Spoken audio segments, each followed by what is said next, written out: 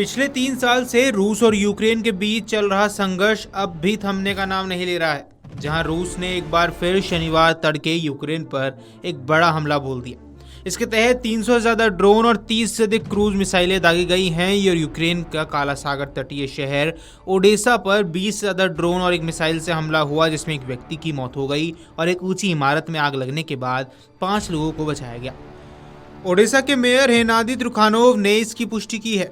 देखा जाए तो यह हमला युद्ध रोकने की कोशिशों को झटका देने वाला माना जा रहा है, क्योंकि रूस के इस भीषण हमले के बाद यूक्रेन के राष्ट्रपति व्लादिमीर ज़ेलेंस्की ने बताया कि ओडेसा हमले में एक बच्चे समेत 6 लोग घायल हुए हैं। साथ ही देश के उत्तर पूर्वी सूमे इलाके में अहम बुनियादी ढांचों को भी नुकसान पहुंचा है। ज़ेलेंस्की ने अंतर्राष्ट्रीय नेताओं का आभार जताया जो यूक्रेन की रक्षा क्षमताएं बढ़ाने के लिए मिलकर काम कर रहे हैं। इसमें हथियार का संयुक्त निर्माण, ड्रोन निर्माण और एयर डिफेंस सिस्टम की आपूर्ति भी शामिल है। आपको बता दें कि इससे पहले भी रूस ने यूक्रेन पर रिकॉर्ड 728 ड्रोन और 13 मिसाइलें दागी थी। यूक्रेन की वायुसेना ने इस हमले का अब तक सबसे बड़ा हमला करार दिया था और इन ड्रोनों में ईरान निर्मित शहीद ड्रोन और कई डिकॉय ड्रोन भी शामिल थे। हमले का मुख्य निशाना यूक्रेन का पश्चिमी वोलिन क्षेत्र है और उसकी राजधानी लुत्स्क रहा, जहां पोलैंड और बेलारूस की सीमाओं से सटी हुई हैं। यूक्रेनी वायुसेना ने यह भी बताया कि उसने 296 ड्रोनों और 7 मिसाइलों को गिरा डाला था। बाकी 415 ड्रोन या तो रेडार से ही गायब हो गए या फिर इलेक्ट्रॉनिक जैमिंग तकनीक से निष्क्रिय कर दिए गए। यह हमला रात भर तक चलता रहा था। इसका असर कई इलाकों में बिजली सप्लाई और संचार नेटवर्क पर पड़ा था, जिससे नागरिकों में दहशत फैल गई थी। यूक्रेन के राष्ट्रपति व्लादिमीर ज़ेलेंस्की ने भी कहा था कि रूस द्वारा किए गए हालिया ड्रोन और मिसाइल हमलों में देश का उत्तर पश्चिमी शहर लुत्स्क सबसे ज्यादा प्रभावित हुआ। ये शहर पोलैंड और बेलारूस की सीमा के पास स्थित है और यहाँ यूक्रेनी सेना की एयरबेस भी मौजूद है, जहाँ से कार्गो प्लेन और फाइटर जेट्स नियमित रूप से उड़ान भरते रहते हैं। ज़ेलेंस्की के मुताबिक रूस का यह हमला पश्चिमी क्षेत्र की आपूर्ति लाइनों को निशाना बनाने की साजिश थी।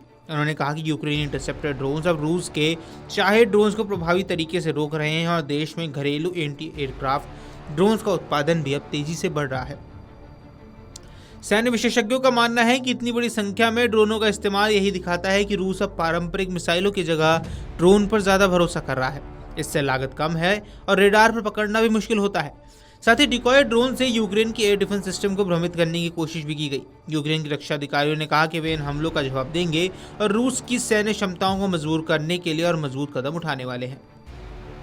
यूक्रेन ने फिर से पश्चिमी देशों की ओर अधिक एयर डिफेंस सिस्टम की मांग की है, खासतौर पर अमेरिकी पेट्रियट सिस्टम की, जिसके बाद अमेरिका ने भी यह दावा किया था कि वह यूक्रेन में अमेरिकी पेट्रियट सिस्टम भेजने वाला है। गौरतलब है कि विशेषज्ञों की माने तो रूस अब एक रात में उतने ड्रोन हमले कर रहा है जितने पहले महीने में किए जाते थे। 8 जुलाई को रूस ने रिकॉर्ड 700 से ज्यादा ड्रोन दागे थे। वहीं रूसी रक्षा मंत्रालय ने बताया कि उसने शनिवार तड़के 71 ड्रोन मार गिराए। वहीं मॉस्को के मेयर ने बताया कि राजधानी की ओर बढ़ते 13 ड्रोन को भी मार गिराया गया था। इस हमले के बाद यूक्रेन के आम नागरिकों के बीच डर का माहौल है और स्थानीय प्रशासन ने लोगों से सुरक्षित स्थानों पर जाने और सतर्क रहने की अपील की है। गौरतलब है कि रूस ने एक बार फिर शनिवार तड़के यूक्रेन पर एक बड़ा हमला बोला, जहां इसके तहत 300 से ज्यादा ड्रोन और 30 से ज्यादा क्रूज मिसाइलें दागी गई। यूक्रेन के काला सागर तटीय शहर ओडेसा पर 20 से ज्यादा ड्रोन और एक मिसाइल से हमला हुआ, जिसमें एक व्यक्ति की मौत हो गई और एक ऊंची इमारत में आग लगने के बाद 5 लोगों को भी बचा लिया गया। ओडिशा के मेयर ने भी इस हमले की पुष्टि की। अब देखा जाए तो यह हमला युद्ध रोकने की कोशिशों को बड़ा झटका माना जा रहा है। रूस के भीषण हमले के बाद यूक्रेन के राष्ट्रपति व्लादिमीर ज़ेलेंस्की ने पुष्टि की कि ओडेसा हमले में एक बच्चे समेत 6 लोग घायल हो चुके हैं। Video desk amarujana.com। अगर आप ये वीडियो YouTube पर देख रहे हैं तो हमारे चैनल को सब्सक्राइब कर बेल आइकन दबाएं और Facebook पर देख रहे हैं तो हमारे पेज को लाइक करें।